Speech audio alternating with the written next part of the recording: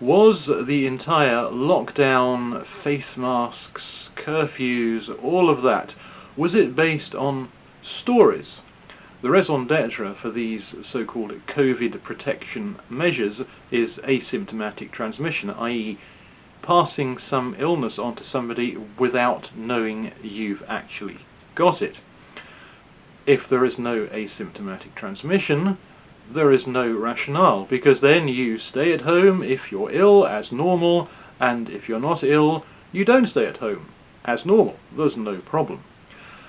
A few days ago there was this COVID evidence session, and it was attended and spoken at by an old friend of ours. The evidence session will begin at 3 p.m. but will be preceded by Matt Hancock,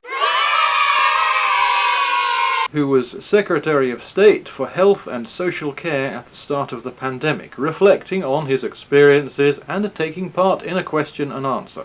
Hancock was challenged by an activist citizen journalist called Hancock about the evidential basis. The entire principles you've started the lockdowns with, the measures with, were based effectively on an unproven, at least at that time, a totally unproven argument that asymptomatic infection was a significant factor driving transmission. And there was no evidence for that whatsoever. The only evidence was based upon one Chinese woman in Germany who was taking large amounts of ibuprofen in order to prevent her from having symptoms. Now, I'm not saying that pre-symptomatic people who were just becoming ill couldn't transmit, at least in that first phase, but there was actually no evidence backing that up. The Chinese woman he mentioned was reported back then. High-profile report on asymptomatic spread based on faulty information. As he said, she wasn't asymptomatic, she was taking symptom-repressing drugs. So this first case of asymptomatic spread was actually a symptomatic case. Hancock replied thuswise to the question about evidence.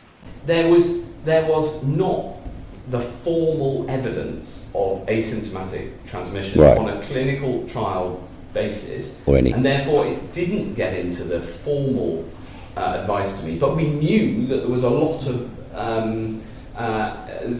of stories of it happening. Answering a question on the hoof like that, Hancock can't be held to courtroom levels of precision. If he'd been better prepared, he'd have said something like accounts or anecdotal evidence.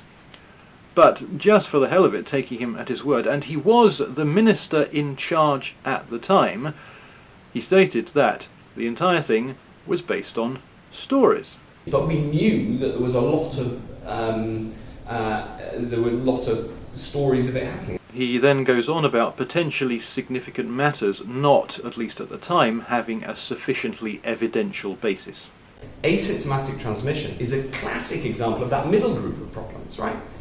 It was really important that we found out whether there was asymptomatic transmission or not, and it didn't become a formal finding until the start of April. Yet we were worried about it happening before then, and so making decisions in the face of that uncertainty was one of the challenges with the evidence. He describes it as a formal finding, which does have an evidential whiff to it. So it might be worth tracking back and looking at what was available around that time. Although there wasn't actually anything, as far as I'm aware, back in April. In June, which is 2 months after April, the WHO said this: "We don't actually have that answer yet. The majority of transmission that we know about is that people who have symptoms transmit the virus to other people through infectious droplets. But there are a subset of people who don't develop symptoms, and to truly understand how many people don't have symptoms, we don't actually have that answer yet." That was 2 months after Hancock's claim that it was a formal finding in April. This was in November, where they tested 10 million people in Wuhan and established that there were no positive tests amongst 1,174 close contacts of asymptomatic cases. A total of 1,174 close contacts of the asymptomatic positive cases were traced, and they all tested negative for the COVID-19. So by November, the asymptomatic coast was still looking clear. formal finding back in April. This was the BMJ in December. Earlier estimates that 80% of infections are asymptomatic were too high and have since been revised down to between 17% and 20% of people with infections. It's also unclear to what extent people with no symptoms transmit SARS-CoV-2. Searching for people who are asymptomatic yet infectious is like searching for needles that appear and reappear transiently in haystacks, particularly when rates are falling. It's still looking pretty good as late as December 2020. Formal finding in April, however. Then, 2 months later, in early 2021, they screened 500,000 people in Luxembourg. The results were published here in The Lancet. I'm just going to run through the findings which I lifted from that paper. There were 566,320 tests. They yielded 850 cases, which is 0.15% of the total, or 1 positive test per 660 carried out. Of those 850, 283 were asymptomatic, 0.05%, or 1 in 2,000 of the total. There was a total of 7,909 follow-up contacts, and each of those 283 asymptomatic cases yielded average 0.6 contacts who tested positive, so 170 total, which is 0.03%, or 1 positive secondary infection in 3,272 of the total initial tests. Pretty insignificant. All this data starting in June and not April through to February the following year gives a pretty clean bill of health to asymptomatic spread. Formal finding in April. Well, he did say it was based on stories. Going back to that interaction with Hancock, he's pressed on the question of the evidence. I'm sorry, what was the evidential paper that showed that? What was the paper that showed that? What paper showed that? He just said he was provided with that evidence in April. What paper showed it? That, unfortunately, is all we've got time for, because we need to move on to the next stage. But, Matt, thank you so much for joining us. Now, in fairness to Hancock, he didn't say that a paper showed it. He said that it was a formal finding, from which, however, it should be reasonable to infer a substantial evidential basis. So it wouldn't be unreasonable to say, okay, so what was the actual paper proving this? A formal finding from the government sounds evidence-based.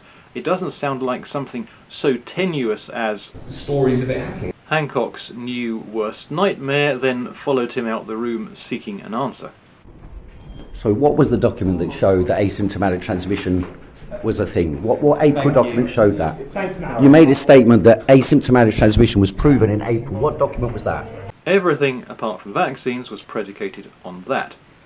Lockdowns, quarantine of the healthy, face masks for the healthy, anti-social distancing for the healthy, school closures for the healthy, office closures for the healthy, curfews for the healthy.